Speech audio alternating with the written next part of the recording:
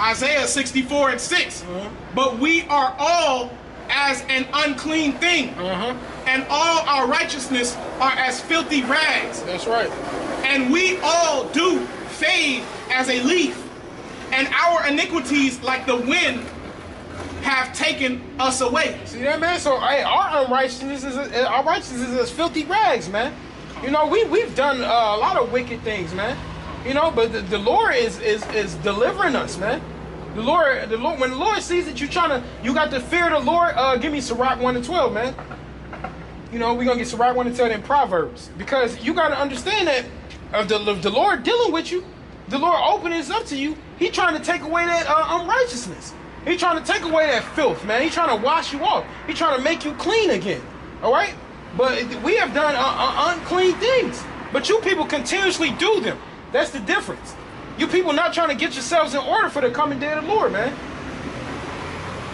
Sirach 1:12. The fear of the Lord maketh a merry heart, and giveth joy and gladness and a long life. Hold on. I was looking for, what did I say, Sirach 1:12? Yeah. Get Proverbs 1:7 while you at it. Don't drop that shit.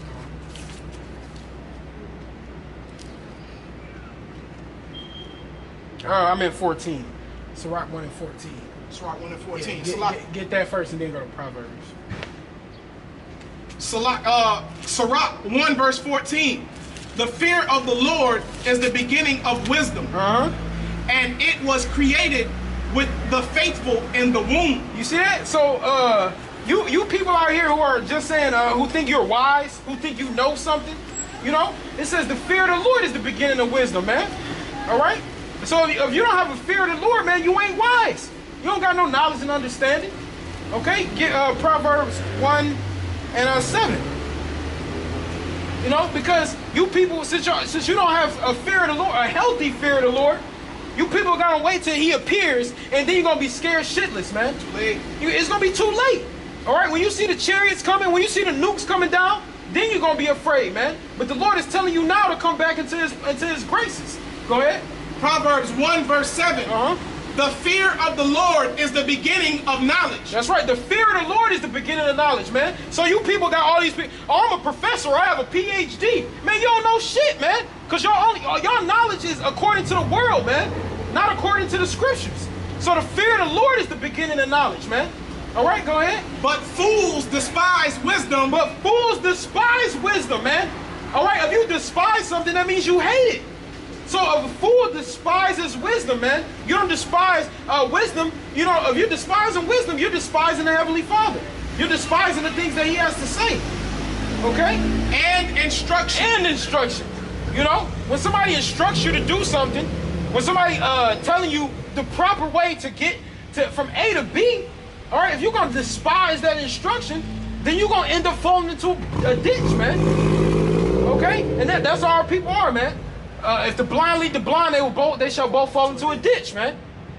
And so you people are being blinded. You people are being led by false preachers, false prophets, false pastors. All right, false doctrines, false understanding.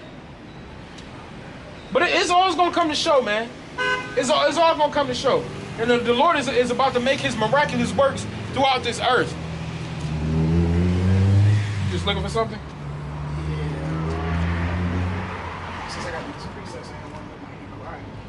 But did you have someone who was holding? You can drop that Sirach and that Proverbs.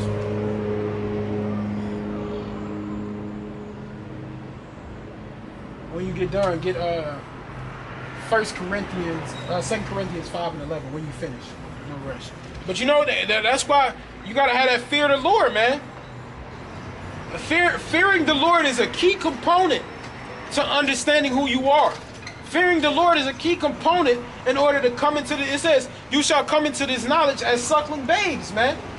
All right? So if you come in as a babe, you gotta come and relearn, man. You know, you came into something, and see, that's the thing, man.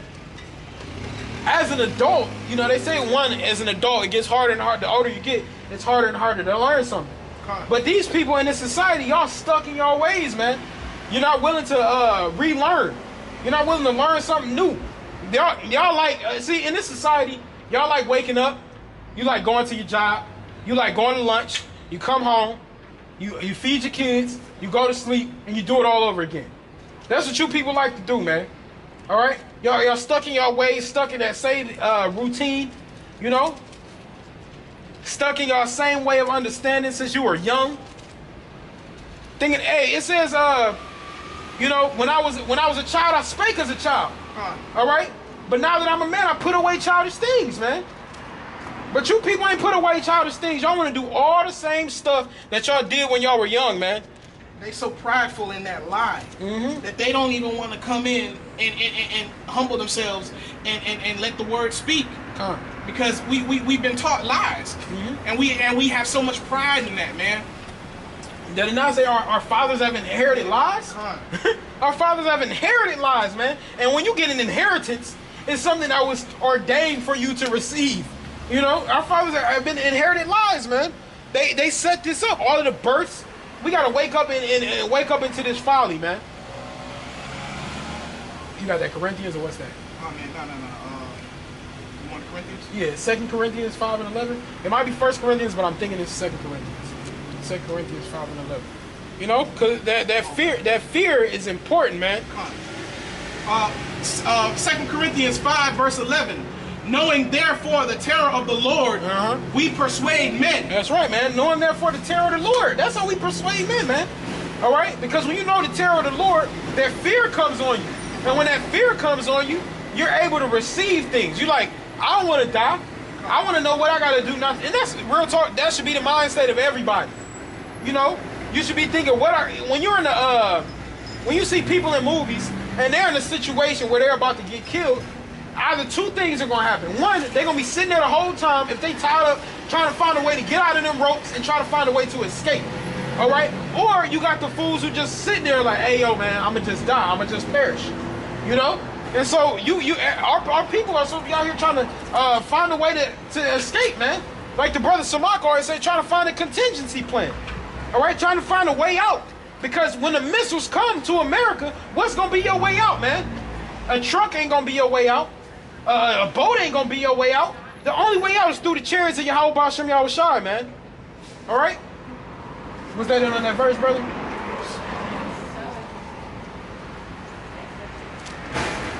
It says, but we are made manifest unto Yahweh, and I trust also are made manifest in your consciousness. You know, so we're made manifest in the Lord, man. We're brought back into the fold and being emboldened, you know, when the Lord puts His Spirit out upon us, man. And we're grateful, you know. The Lord is sending us out here to do this work. Go ahead. I got this precept here. I don't know if this is correct, but you know, this says Isaiah 9 verse 2. The people that walk in darkness have seen a great light.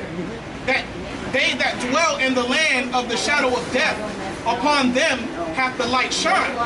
Verse 3, thou hast multiplied the nation, and not increased the joy. They joy before thee, according to the joy and harvest. And as men rejoice when they divide the spoil.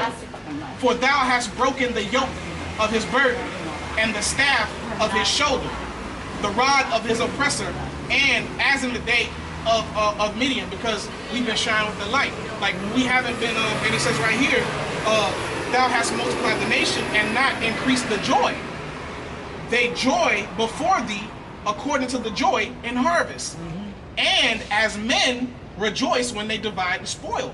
For thou hast broken the yoke of his burden, and the staff of his shoulder, the rod of his oppressor, as in the day of Midian.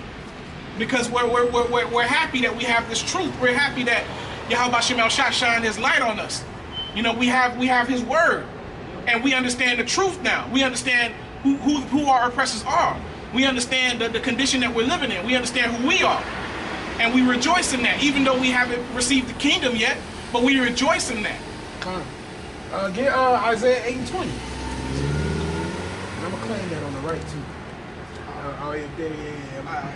The one that stopped by did all that crazy stuff. Oh, damn. I don't even think I paid attention to it. That's her in the burgundy.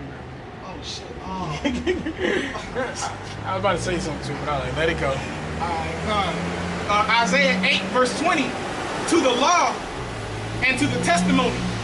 If they speak not according to this word, it is because there is no light in them. That's right. So that goes hand in hand with what you were just saying, brother. Come. You know, these people ain't got they ain't speaking according to this law, to this testimony, to this word. Ain't no light in them, man. You know, they looking at you like, why you rejoicing? Man, I'm happy, man. You know what I'm saying? They can't understand why we're rejoicing. We rejoice as if in the harvest. You know what I'm saying? They don't know. They don't, because we know. We understand. That's right, man. You know, it said, blessed are your ears for they hear, and blessed are your eyes for they see, man. You know, that's why we're rejoicing, man. You know, we're gonna rejoice in these times to come. We're gonna be laughing at the destruction coming upon you people.